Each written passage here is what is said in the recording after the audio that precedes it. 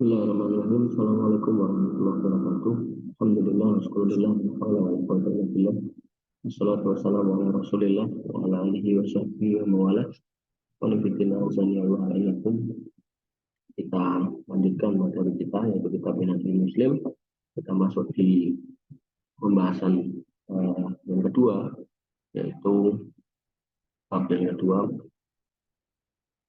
dengan tema atau judul mengimani bahwasanya Allah Subhanahu wa taala adalah Rabb segala sesuatu. Wa nabiyina Allah iyyakum. Iman ini diistilahkan sebagai keimanan terhadap rububiyah Allah Subhanahu wa taala. Jadi ketika seseorang menyatakan diri beriman, maka dia mengakui Allah Subhanahu wa taala sebagai Rabb. Kemudian seorang muslim yang beriman kepada Allah Subhanahu wa taala adalah Rabb. Seorang muslim beriman bahwasanya Allah Subhanahu wa taala adalah Rabb bagi segala sesuatu. Tidak ada sekutu baginya dan dia adalah Rabb semesta alam. Maka iman ini pertama-tama berdasarkan petunjuknya tentunya, yaitu berdasarkan dalil nakli dan dalil akli. Dalil nakli adalah dalil yang tertulis di dalam Al-Quran dan Sunnah, adapun akli adalah dalil akal yang bisa kita gunakan untuk menalar bagaimana kita harus menjadi orang yang beriman. Yang pertama yaitu pemberitahuan dari Allah sendiri tentang rububiyahnya. Allah berfirman saat memuji dirinya sendiri dengan firman-Nya, A'udzubillahi minasyaitonirrajim, alhamdulillahirabbil alamin. Allah menyatakan Rabb semesta alam, bahwasanya Allah adalah Rabb semesta alam. Kemudian Allah juga berfirman dalam menetapkan rububiyahnya, yaitu Qul marrabbis rabbus samawati wal ardh qulillah. Katakanlah siapakah Rabb langit dan bumi, maka jawabannya adalah Allah. Jadi Allah perintahkan manusia ketika ada yang bertanya siapa Rabb langit dan bumi, maka jawabannya ada Allah. Jadi kita nggak perlu malu kemudian untuk menyampaikan bahwasanya Rabb kita adalah Allah Subhanahu wa taala. Kemudian Allah juga berfirman dalam menjelaskan bahwa Dia adalah Rabb dan bahwa Dia yang berhak disembah. Bukannya Rabb yang memelihara langit dan bumi dan apa yang ada di antara keduanya. Jika kamu adalah orang yang meyakini, maka tiada ilah yang berhak disembah melainkan Dia yang menghidupkan, yang mematikan. Dia adalah Rabbmu, Rabb bapak-bapakmu yang dulu. Jadi Allah menyindir kita bagaimana kemudian ketika kita mencari Tuhan selain Allah, Allah mengatakan wong bapakmu dulu itu juga menyembah Allah. Sedangkan kamu datang belakangan masa justru mencari Tuhan selain Allah. Manifidina azani Allah wa iyyakum. Allah juga berfirman dan mengingatkan atas janji yang diterimanya saat manusia berada di dalam tulang sulbi nenek moyangnya, bahwasanya mereka akan mengimani rububiyahnya, akan menyembahnya serta tidak menyekutukannya dengan apapun. Allah Ta'ala berfirman pada Quran Surat Al-A'raf ayat 172, wa idh akhadha rabbuka min bani adama min duhurihim. Ya, dan ingatlah ketika Rabbu mengeluarkan keturunan anak Adam dari sulbi mereka, dari tulang punggung mereka, dzurriyyatahum, keturunan mereka, wa ashadahum, dan mengambil persaksian dari mereka ala anfusihim, atas jiwa-jiwa mereka, alastu birabbikum, bukankah aku ini Tuhanmu, aku ini Rabbmu? Qalu bala, mereka mengatakan betul, kami bersaksi, syahidnya. Manifidin azani Allah wa iyyakum, itu janji kita. Maka sejak kita di alam ruh, kita sudah berjanji bahwasanya Allah Subhanahu wa taala adalah Rabb kita, maka kita tidak boleh mengingkari janji. Allah juga berfirman saat menegakkan hujah terhadap orang-orang musyrik dan mengharuskan mereka dengan hujah itu, katakanlah siapa orang pemilik langit yang tujuh dan orang pemilik arsy yang agung, maka orang-orang musyrik pun menyatakan Allah. Maka katakanlah apakah kamu tidak bertakwa? Apakah kamu tidak bertakwa? Ya, dan ini terjadi sampai hari ini, mereka yang kemudian membuang sesajen ke lautan, kemudian mereka yang mengagungkan makhluk-makhluk halus gitu kan. Mereka ketika kita tanya siapa Tuhanmu gitu, maka mereka akan menjawab Allah. Dan mereka mungkin sebagiannya melaksanakan sholat, sebagiannya mungkin membaca Al-Quran, tapi ya kan keimanan mereka rusak karena mereka berbuat kesyirikan. Wanifidina azani Allah wa iyyakum, pemberitahuan oleh para nabi dan para rasul bahwa Allah adalah Rabb serta kesaksian dan pengakuan mereka atas rububiyahnya dimulai dari Adam ketika beliau alaihissalam berdoa, qala rabbana zalamna anfusana wa illam taghfir lana wa tarhamna lanakunanna minal khasirin. Wahai Rabb kami telah menganiaya diri kami, dan jika Engkau tidak mengampuni kami dan beri rahmat kepada kami, saya pastilah kami termasuk orang merugi. Poinnya adalah statement Nabi Adam alaihissalam dengan mengatakan wahai Rabb kami. Ya, ketika Nabi Adam sebagai makhluk yang pertama, manusia pertama di muka bumi mengatakan Allah sebagai Rabb, maka kita sebagai anak cucunya masa kita mengingkari itu. Kemudian keturunan Adam selanjutnya yaitu Nabi Nuh alaihissalam juga mengadu kepada Allah Subhanahu wa taala tentang ya bagaimana kaumnya ini nggak mau menerima dakwahnya. Nuh alaihissalam mengatakan, qala Nuh rabbi innahum asawni wattaba'u man lam yazidhu maluhu wa waladuhu illa khasara. Wahai Rabbku. Nabi Nuh alaihissalam menggunakan kata wahai Rabbku. Sungguhnya mereka telah mendurhakaiku dan telah mengikuti orang-orang yang harta dan anak-anaknya tidak menambah kepadanya melainkan kerugian belaka. Ya, Nabi Nuh alaihissalam menggunakan kata Rabb, maka kita mau ngikut siapa coba? Ya. Wanifidina alaihissalam. Ifanifidina azan ya Allah ya. Kemudian Ibrahim alaihissalam juga melakukan hal yang sama ketika mendoakan kota Mekah dalam firman Allah yang artinya wahai Rabbku jadikanlah negeri ini negeri yang aman dan jauhkanlah anak-anakku wajnubni wa baniya anak budal asnam dari menyembah berhala-berhala. Wanifidina azan ya Allah ya. Nabi Yusuf juga sama ya. Nabi Yusuf alaihissalam sewaktu memuji Allah dalam doanya, wahai Rabbku, sesungguhnya engkau telah menaburkan kepadaku sebagian kerajaan dan telah mengajarkan kepadaku sebagian takwil mimpi dengan menggunakan kata Rabb. Nabi Musa alaihissalam dalam salah satu permohonannya juga mengatakan Rabb, qala Rabbi shrah li sadri, wahai Rabbku, lapangkanlah dadaku, wa yassir li amri, dan mudahkanlah urusanku, dan seterusnya. Wanifidina azan ya Allah wa yakum, para nabi seperti itu. Masih ada lagi Nabi Harun juga berkata yang sama pada Bani Israel, orang-orang Yahudi, wahai kaumku, sungguhnya kamu hanya diberi cobaan dengan anak lembu itu dan sungguhnya Robmu adalah Rob yang maha murah. Jadi Nabi Harun pun mengatakan Rob untuk Allah Subhanahu Wa Taala dan mengatakan kepada Yahudi, Robmu ini Allah, bukan anak lembu itu. Maka ikutilah aku dan taatilah perintahku. Kemudian Nabi Zakaria alaihissalam juga mohon belas kasihan Allah dengan berkata, wahai Robku, sesungguhnya tulangku telah lemah dan kepalaku telah ditutupi uban dan aku belum pernah kecewa dalam berdoa kepadamu ya Tuhanku, wahai Robku. Kemudian beliau berdoa, wahai Rabbku, janganlah engkau biarkan aku seorang diri hidup dan engkaulah sebaik-baik memberi waris. Qanifidina azan ya Allah wa iyyakum. Nabi Isa juga sama. Dalam berdoa aku tidak pernah mengatakan kepada mereka kecuali apa yang kau perintahkan kepadaku untuk mengatakannya, yaitu sembahlah Allah Rabbku dan Rabbmu. Jadi Nabi Isa dalam berdakwah kepada orang-orang Bani Israel mengatakan sembahlah Allah, bukan sembahlah aku, sembahlah Allah gitu. Nah, Nabi Isa tidak pernah menyatakan diri sebagai Tuhan. Dan Nabi Isa mengakui di sini bahwasanya aku nggak pernah ngomong selain yang engkau ajarkan, engkau perintahkan, wahai Rabbku Allah. Kemudian dia juga berkata kepada Bani Israel, wahai Bani Israel, sembahlah Allah Rabbku dan Rabbmu. Coba. Ya. Kemudian Nabi Muhammad tentu pasti mengatakan hal yang sama ya dalam doa ketika mengalami kesusahan, la ilaha illallah rabbul arsyil azim, la ilaha illallah rabbus samawati wa rabbul ardi wa rabbul arsyil karim. Ketika semua nabi dan para rasul, juga para nabi Allah dan rasulnya yang lain alaihi musallam mengakui tentang keberadaan kerububiyahan Allah Subhanahu wa taala dan berdoa dengannya, dengan rububiyahnya, dengan menyebut Allah sebagai Rabb, maka mereka adalah manusia yang pengetahuannya paling lengkap, paling cerdas. Tentu mereka dipilih sebagai nabi karena kecerdasannya, karena ketakwaannya, karena kebersihan hatinya, gitu kan. Maka ketika mereka sebagai makhluk-makhluk yang utama melakukan itu, kenapa kemudian kita tidak mengikuti jejak mereka? Maka aneh kalau kemudian kita justru mencari Tuhan selain Allah Subhanahu wa taala. Kemudian yang ketiga, keimanan miliaran ulama, orang-orang bijak bahwa Allah dan Rabb mereka dan Rabb segala sesuatu, mereka juga mengakui atas kerububiyahan Allah dan meyakini rububiyah itu pasti terjadi. Jadi para ulama yang banyak jumlahnya bahkan miliaran itu ketika kemudian mereka mengimani Allah, maka masa kita nggak mengimani Allah. Kemudian juga orang-orang cerdas yang lain yang juga mengimani Allah, maka kita mau ikut gerbong siapa? Gerbong orang-orang yang tidak mau mengimani Allah atau gerbong orang-orang yang mengimani Allah dari kalangan para nabi, para rasul, kemudian disusul para ulama dan juga kaum muslimin yang lain. Ya, oleh karena itu maka kita harus beriman dengan cara yang benar, yaitu mengikuti para orang-orang soleh. Kemudian dari dalil akal, yang pertama yaitu Allah menciptakan segala sesuatu sendirian. Ya, Allah nggak butuh bantuan. Salah satu hal yang tidak dapat dibantah oleh semua orang adalah bahwa satu-satunya yang mengklaim sebagai pencipta hanyalah Allah. Ya. Jadi ketika para nabi itu ditanya apakah kamu yang menciptakan ini yang itu, mereka menjawab enggak, yang menciptakan Allah. Maka hanya satu-satunya yang mengklaim pencipta itu ya hanya Allah. Maka semua makhluk adalah ciptaan Allah, baik makhluk yang kecil maupun besar, bahkan sehelai rambut dari tubuh manusia atau binatang itu juga ciptaan Allah. Sehelai bulu dari sayap burung, selembar kulit pohon, apalagi penciptaan sesuatu tubuh yang lengkap atau hidup, maupun sesosok badan baik yang besar maupun kecil, Allah sendiri yang menciptakan.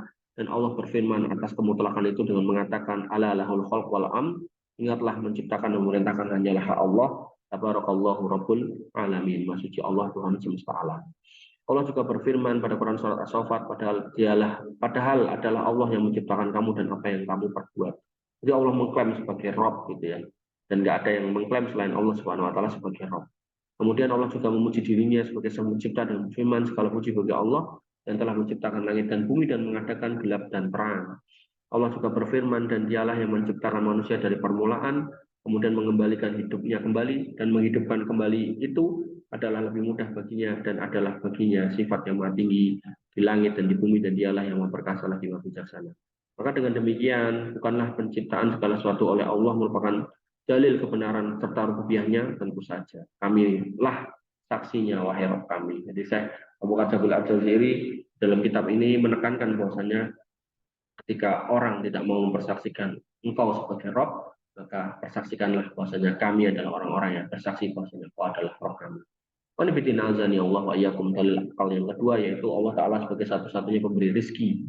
Ya, setiap binatang yang merumput di tanah, berenang di air, mengendap-endap di semak belukar, semua Allah yang memberikan rezekinya yang telah diciptakan oleh Allah Subhanahu wa taala.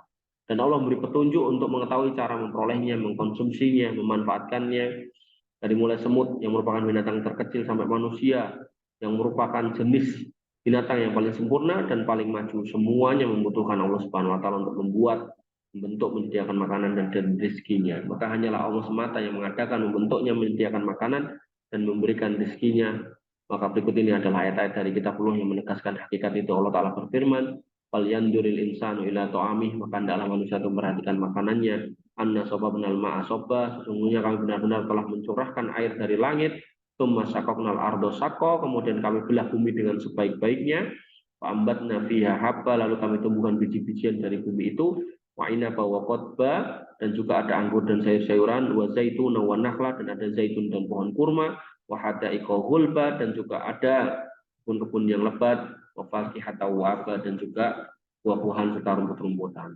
Manifidina azani Allah wa yakum, semua itu disediakan untuk manusia. Maka sehebat apapun kita nggak akan bisa lepas dari pertanian, ya. Meskipun kita bekerja jadi dokter, bekerja jadi pilot, gitu kan, seolah-olah saya nggak akan ke pertanian, tapi ujung-ujungnya kita akan makan. Makan itu hasil pertanian. Pertanian itu berawal dari hujan. Hujan yang turunkan adalah Allah Subhanahu Wa Taala. Ketika Allah menahan hujan, selesai sudah kita semua. Maka di dalam Al-Quran, hujan itu berkali-kali disebut di dalam Al-Quran sebagai sumber dari rezeki yang diberikan dan dicurahkan Allah Subhanahu wa taala dari langit. Allah Subhanahu wa taala berfirman pada Quran surat Thaha ayat 53 sampai 54, dan menurunkan dari langit air hujan. Maka kami tumbuhkan dengan air hujan itu berjenis-jenis tumbuhan-tumbuhan yang bermacam-macam, makanlah dan gembalakanlah binatang-binatangmu. Kemudian Allah yang tiada ilah selain Dia juga berfirman, dan kami turunkan hujan dari langit, lalu kami beri minum kamu dengan air itu, dan sekali-kali bukanlah kamu yang menyimpannya. Allah yang tiada memberi rezeki selain Dia juga berfirman, dan tiada satupun binatang melata di muka bumi melainkan Allah yang memberi rezekinya, dan Dia mengetahui tempat berdiam binatang itu dan tempat menyimpannya, tempat penyimpanannya. Maka manakala sudah diakui tanpa ada satu bantahan pun bahwa tidak ada yang memberikan rezeki selain Allah, maka ini merupakan dalil bahwasanya Allah adalah Rabb bagi semesta makhluk ciptaannya. Qanifitin azani Allah wa iyyakum. Terkait hujan ini menarik ya. Jadi ketika manusia ini merasa pintar untuk bisa memanggil hujan dengan berbagai macam dukunnya, ternyata bisa gagal, dan juga dengan segala macam program menarik hujan, dengan segala macam program tebar garamnya ternyata gagal. Ternyata ya kan, Nabi SAW sudah mengajarkan satu sholat untuk menarik hujan atau memanggil hujan atau mendatangkan hujan atas izin Allah tentunya, yaitu namanya sholat istisqa, dan sering berhasil. Oleh karena itu orang yang beriman nggak perlu memboroskan uang untuk membayar dukun pawang hujan, atau nggak perlu kemudian menghabiskan dana untuk menyewa pesawat dan menebarkan garam di udara. Maka yang terbaik harusnya orang-orang beriman ini adalah merapatkan shaf, kemudian minta kepada Allah Subhanahu wa taala sumber dari yang mendatangkan hujan untuk menurunkan hujan. Karena Allah sendiri yang berkuasa atas itu, ya. Nah, lalu kok kemudian ada dukun yang berhasil, maka itu adalah fitnah buat orang-orang beriman, ya. Orang yang beriman tentu tetap nggak akan mengimani dukun-dukun itu. Nah, lalu itu ada kok yang kemudian narik hujan pakai garam juga berhasil, maka itu juga bagian dari fitnah orang-orang beriman, ya. Artinya ya secara teori, secara keilmuan mungkin bisa, ya. Tapi memastikan keberhasilannya itu adalah sebuah kesalahan. Lalu cara yang terbaik gimana? Sholat istisqa. Kalau nggak turun gimana? Minta lagi, ya. sampai Allah kemudian menurunkan hujan. Kenapa? Karena yang kuasa mendatangkan hujan ya Allah Subhanahu wa taala. Qanifitin azani Allah wa iyyakum. Bukankah kita diperintahkan untuk mencari sebab akibat ya? Jika sesuatu itu terjadi, iya, tapi jangan lupa ya, keputusan terakhir tetap Allah Subhanahu wa taala. Artinya ketika seseorang sudah melakukan tebar garam ya harusnya tetap sholat istisqa gitu. Jangan kemudian merasa sombong kemudian dengan mencukupkan tebar garam maka berharap hujan akan segera turun. Ini satu hal yang salah, bahkan menggelontorkan dana miliaran bahkan mungkin triliunan hanya untuk mengurusi mendatangkan hujan. Ini salah dan boros. Daripada begitu mendingan sholat istisqa ya kan, dipanggillah kiai-kiai, ulama-ulama, ustadz-ustadz, kemudian santri-santri dan pesantren-pesantren kumpulkan ke lapangan kabupaten kota kalau perlu di stadion terbesar di negeri ini gitu kan, adakan sholat istisqa, minta hujan ya. Dananya yang tadi digunakan untuk tebar garam gitu kan, itu sebaiknya malah bisa berikan kepada fakir miskin saja, itu malah bermanfaat. Wanifidin azani Allah yakum. Yang ketiga, kesaksian fitrah manusia yang lurus serta pengakuan secara terus terang atas rububiyah Allah Ta'ala. Sebab setiap manusia yang fitrahnya belum rusak pasti akan merasakan dalam relung hatinya bahwa dia lemah dan tidak berdaya di hadapan sang penguasa yang maha kaya lagi maha kuat, dan dia tunduk pada segala perlakuan dan pengaturannya. Dengan demikian tanpa ragu-ragu dia akan menyatakan secara terus terang bahwa Allah adalah Rabb-nya dan Rabb bagi segala sesuatu. Jika hakikat ini tidak dapat dibantah, disalahkan atau diperdebatkan oleh setiap orang yang memiliki fitrah lurus, berarti di sini dia menyebut satu tambahan pernyataan yang senada dengan pengakuan para pembesar paganisme tentang hakikat Allah Ta'ala adalah Tuhan bagi semua makhluk dan segala sesuatu. Pengakuan mereka ini disinggung oleh Allah Subhanahu Wa Taala dalam Al-Quran. La in sa'altahum man khalaqas samawati wal arda yaqulunna khalaqahunnal azizul alim. Dan sungguh jika kamu menanyakan kepada mereka siapa yang menciptakan langit dan bumi, saya mereka akan menjawab semuanya itu diciptakan oleh Allah yang Maha Perkasa lagi Maha Mengetahui. Az-Zukhruf ayat 9. Allah Ta'ala berfirman, dan sesungguhnya jika kamu tanyakan kepada mereka siapa yang menjadikan langit dan bumi dan menunjukkan matahari dan bulan, tentu mereka akan menjawab Allah. Juga Allah berfirman, katakanlah siapakah Roh pemilik langit dan yang tujuh dan Roh pemilik arsy yang besar, mereka menjawab kepunyaan Allah. Ya. Jadi ketika kita melihat orang-orang yang musyrik yang membuang sesaji ke lautan, kemudian menyatakan adanya kekuatan lain yang mengatur alam semesta selain Allah. Ketika kita tanyakan lah, kalau gempa ini siapa yang bikin? Maka mereka kemudian akan mengatakan Allah. Kalau kemudian lautan yang besar siapa yang cipta? Allah. Kalau kemudian langit yang tinggi ini siapa yang menegakkan? Maka Allah. Kalau gunung yang besar itu siapa yang meneguhkannya di situ? Ya mereka akan mengatakan Allah. Tapi setan pinter untuk menyelewengkan mereka, menyesatkan mereka, kemudian mereka ketika gunungnya meletus, mereka membuat sesaji karena mengatakan penunggu gunungnya sedang marah. Ini suatu kesalahan fatal. Kemudian yang keempat, dalil akal yang keempat, Allah sebagai satu-satu pemilik dan menguasai segala sesuatu serta kebebasannya dalam memperlakukan dan mengatur segala sesuatu menunjukkan rububiyahnya. Semua orang tidak dapat membantah bahwa manusia seperti halnya seluruh makhluk hidup lain di alam ini, pada akhirnya nggak punya apa-apa. Ya, kita lahir nggak punya apa-apa, kita besar juga harus berusaha untuk mendapatkannya. Kita mati juga nggak bawa apa-apa. Buktinya, ketika pertama kali keluar dia telanjang, berkepala lunak dan berkaki telanjang. Pada saat keluar meninggalkan alam ini dia juga nggak bawa apa-apa. Ya, orang sekaya apapun dia nggak akan bawa apa-apa. Kalaupun dibawa nggak akan ada gunanya. Ya, yang dibawa hanya sehelai kain kafan yang membungkus jasadnya. Makanya kalau ada orang yang keraton atau raja gitu kan yang mati dengan membawa pakaian kebesarannya waktu jadi raja, itu menurut saya itu sebuah kejahilan ya. Artinya itu harusnya ditinggalkan karena ya kita akan menghadap siapa sih gitu loh. Allah nggak butuh pakaian-pakaian itu gitu ya. Kita akan menghadap Allah Subhanahu Wa Taala dan semua itu akan musnah dirobek-robek oleh makhluk-makhluk Allah yang ada di tanah. Jadi nggak berguna itu ya. Sampai ada yang dikubur pakai motornya, pakai mobilnya, ini adalah benar-benar bukan cermin dari manusia-manusia yang paham hakikatnya ya. Jika demikian, tidak bisa dibenarkan pendapat yang menyatakan bahwa manusia adalah pemilik dan penguasa hakiki atas segala sesuatu di alam ini. Apabila manusia yang merupakan makhluk termulia di alam saja tidak bisa dibenarkan sebagai pemilik dan penguasa segala sesuatu di dalamnya, lantas siapakah pemilik penguasa ini? Ya, kalau kita aja bisa mati dan nggak bisa bawa apa-apa, kalau kita dulu lahir nggak punya apa-apa, terus kita tuh ngaku-ngaku sebagai pemilik segala sesuatu, ini salah. Gitu.